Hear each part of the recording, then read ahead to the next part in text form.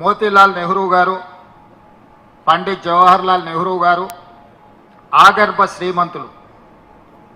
ఆ రోజుల్లోనే వేలాది కోట్ల రూపాయల ఆస్తులను దేశ స్వతంత్రంలో పెట్టుబడిగా పెట్టడమే కాకుండా దేశ స్వతంత్ర పోరాటంలో వాళ్ళ ఆస్తులన్నిటిని కూడా ఈ జాతికి, ఈ దేశానికి అంకితం చేసింది.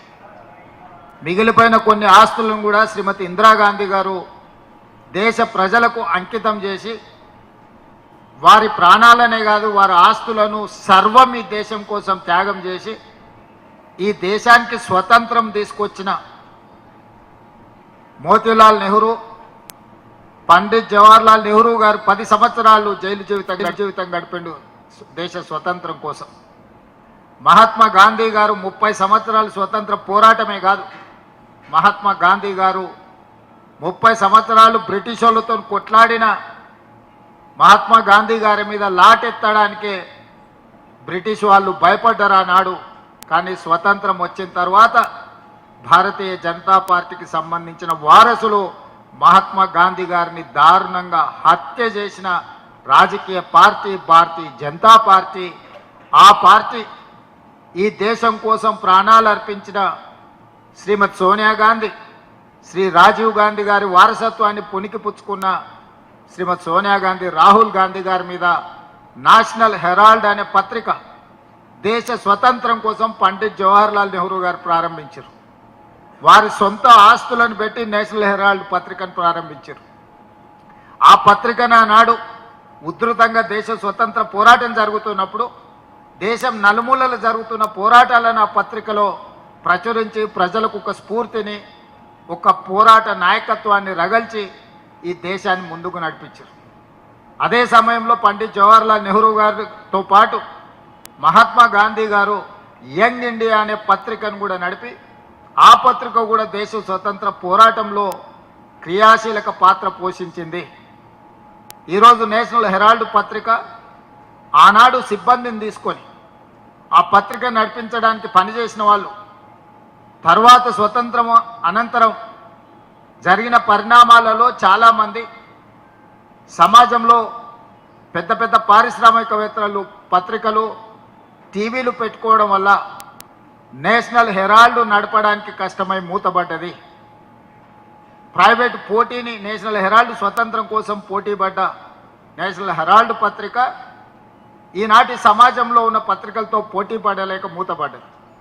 అందులో చాలామంది పండిత్ జవహర్లాల్ నెహ్రూ గారి కాలం నుంచి అందులో ఉద్యోగాలు చేసిన వాళ్ళు, వయసు మీద పడ్డ వాళ్ళు వేరే దారి లేక ఆర్థికపరమైన ఇబ్బందులు ఎదుర్కొంటున్నప్పుడు రాహుల్ గాంధీ గారి దృష్టికి తీసుకొచ్చారు.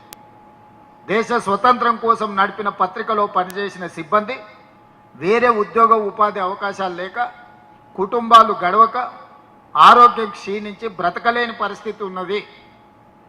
వీళ్ళని ఎట్లయినా ఆదుకోవాలనే ప్రతిపాదన వచ్చినప్పుడు ఒక ఉదారమైన ఆలోచనతోటి ఒక గొప్ప నిర్ణయం తీసుకొని ఆ పత్రికను కాంగ్రెస్ పార్టీ నిధులను అందులో పెట్టి వాళ్ళందరికీ రిటైర్మెంట్ బెనిఫిట్స్ ఇచ్చి ఆ కుటుంబాలందరినీ కూడా ఆర్థికంగా నేషనల్ హెరాల్డ్ పత్రిక నుంచి, కాంగ్రెస్ నుంచి నేషనల్ హెరాల్డ్ పత్రికకు డబ్బులు ఇచ్చి అక్కడి నుంచి ఆ కుటుంబాలకు విఆర్ఎస్ లాగా ప్రతి ఒక్కరికి లక్షలాది రూపాయలు వాళ్ళకి ఇచ్చి వాళ్ళ కుటుంబాలు ఆర్థికంగా నిలబడడానికి, వాళ్ళ వైద్య ఖర్చులకు సహాయాన్ని అందించడానికి ఒక మానవత్వం ఉన్న కుటుంబంగా శ్రీమతి సోనియా గాంధీ, రాహుల్ గాంధీ గారు, మల్లికార్జున్ ఖర్గే గారు నేషనల్ హెరాల్డ్ పత్రికకు సంబంధించిన సిబ్బందికి అందరికీ కూడా ఆర్థిక సహాయాన్ని అందించి వాళ్ళను శాశ్వతంగా ఉద్యోగ పదవి విరమణకు కావలసిన అన్ని సహాయాలు, మామూలుగా ప్రభుత్వ ఉద్యోగంలో పనిచేసే వాళ్లకు రిటైర్మెంట్ బెనిఫిట్స్ ఉంటాయి,